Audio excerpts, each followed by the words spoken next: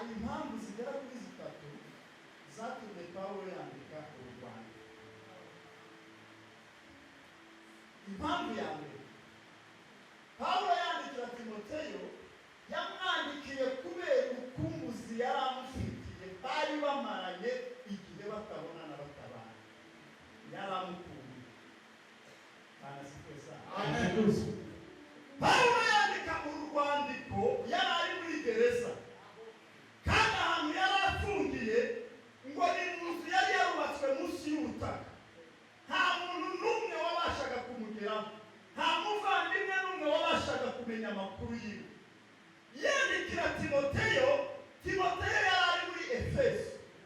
Komantere za Bibiliya ziravuga ngo yandikiye Timoteyo ariko yari arimo ashaka kubwira aba Efeso. Mu yandi magambo ni message yari igenewe aba Efeso ariko ayinyuza muri Timoteyo. Amen. Bwana Yesu asifiwe. Haleluya. Impamvu ya kabiri yamwandikiye amubwira ngo uzaharanire ubutumwa bwiza. Yarashaka kumubwira ngo uzaharanire ubutumwa bwiza kugeza naho wowe wabupfira ubuzira. Kubera ko icyo gihe hari akarengane gateye ubwoba gakabije katigeze kubaho, kari karazanywe n'umwami witwa Nero. Bwana Yesu asifiwe.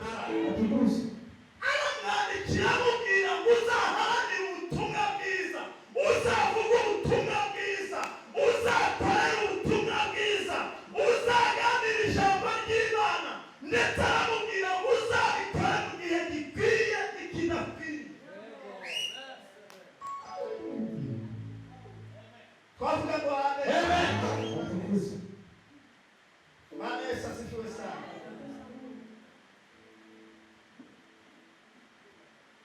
Yaramubwiye uzakomeze kubwiriza ubutumwa bwiza.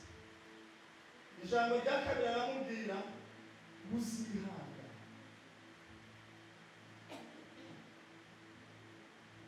N'abakristo n'abana b'Imana mwa nshuti zawe,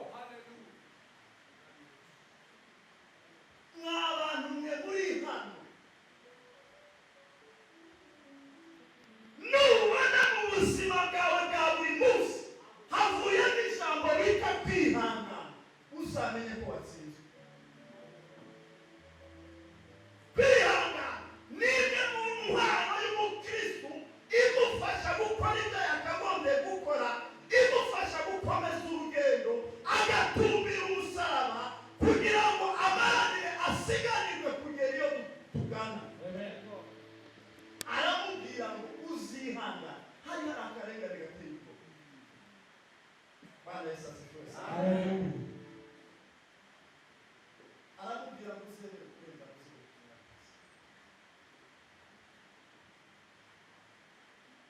Bwana Yesu asifiwe.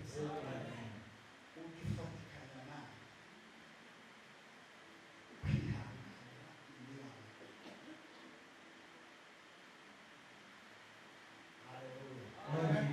Uzufatikanya nanjye kwihanganira imibabaro uko bikwiriye umusirikare mwiza wa Kristo.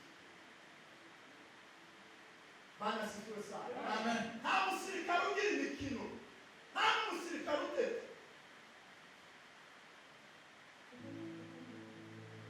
Nta musirikare ugira imikino, nta musirikare ugira burage mu kazi. Akazi ni akazi, igihe cy'akazi ni igihe cy'akazi.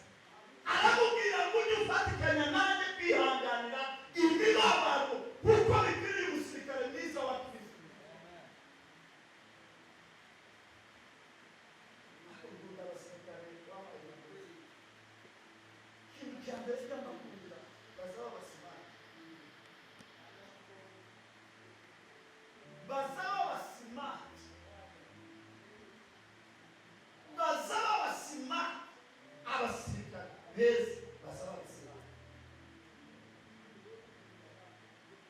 Bwana asifiwe sana.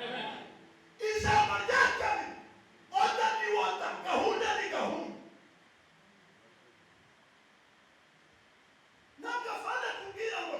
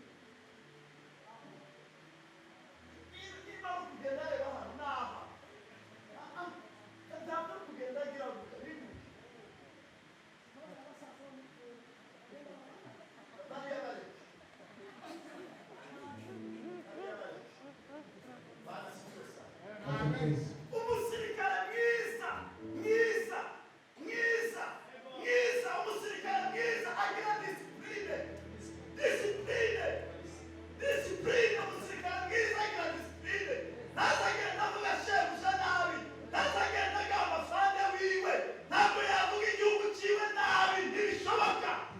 Bwana asifiwe sana. Haleluya. Mwese hano muza mugenda muvuga abashumba banyu, nabesha se, muza mugenda mugamba abashumba banyu, mukicara mukaranga, muza mugenda ko abashumba babatsinda. Juste niyo gashoboye, papa wawe ukubyara wongera hano hanze kujya ukamubona muri kiganiro ukamuvuga nabi. None kubera iki tuza tuvuga abashumba bacu nabi? Kubera iki tuza tuvuga amatorero twahisemo kubamo nabi? Bwana asifiwe sana. Amen. Barangiza ngo turi abasirikare beza, ngo twogejwe mu maraso ya Yesu. Murabeshi. Murabeshi.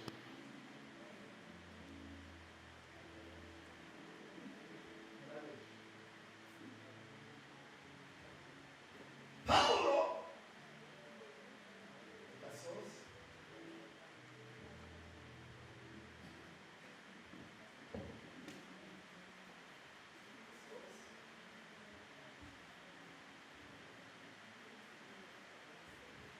Paulo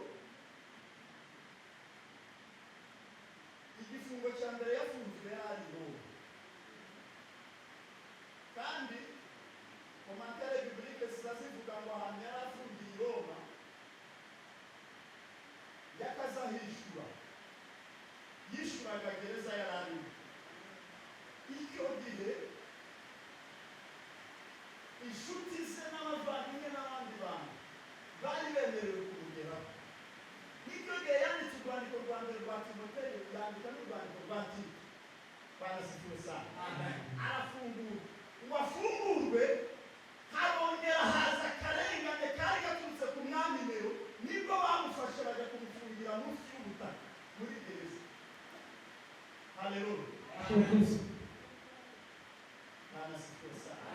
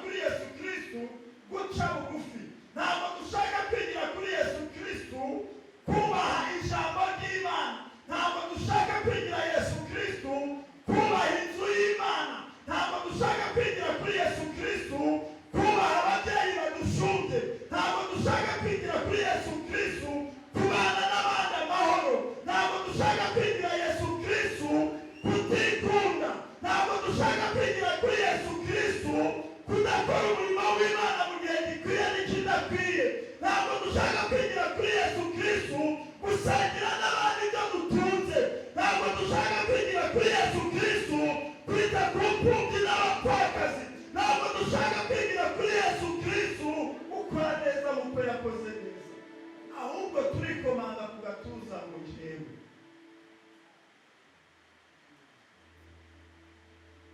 bazakwiginga bageze ryari ko waje mu ikanisa ntawe ubase, ukaza muri korali ntawe ubase, ukaza mu kirimbe ntawe ubase, ukaza muri minisiteri ntawe ubase, kubera icyo ushaka ngo bagume bagusubire. Banasifutse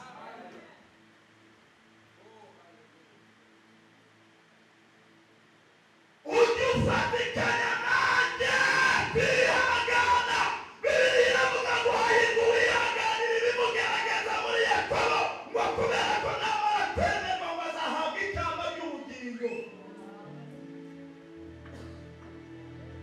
Abihanganye bose Bibiliya ibita abanyamahirwe.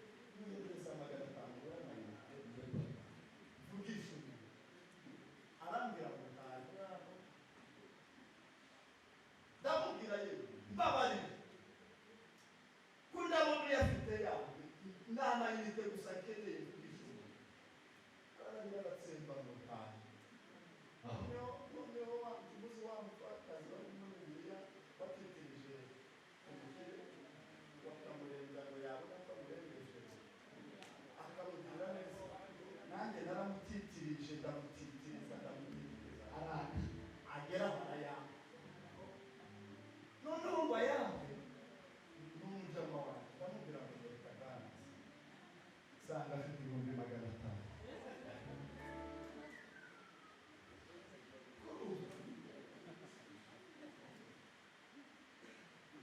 kurumva bise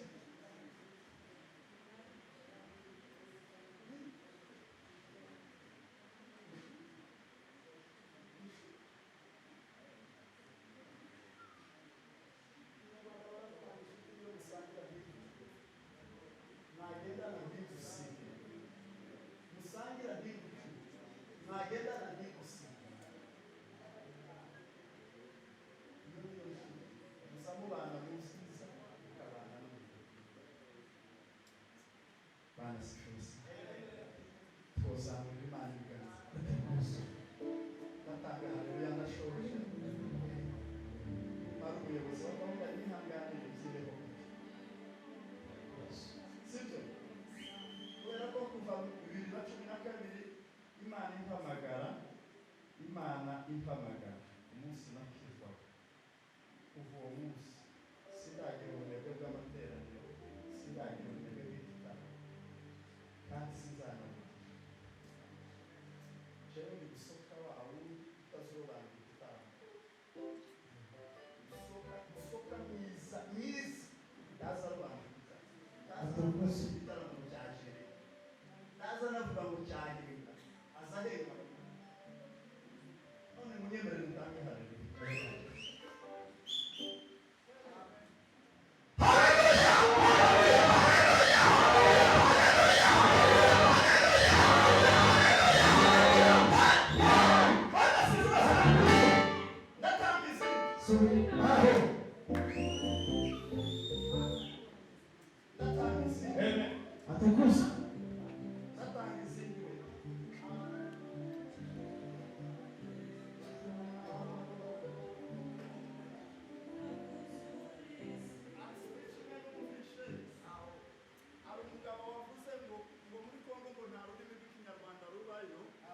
habaye ururimi rw'igihugu kuva navuka sindumva ururimi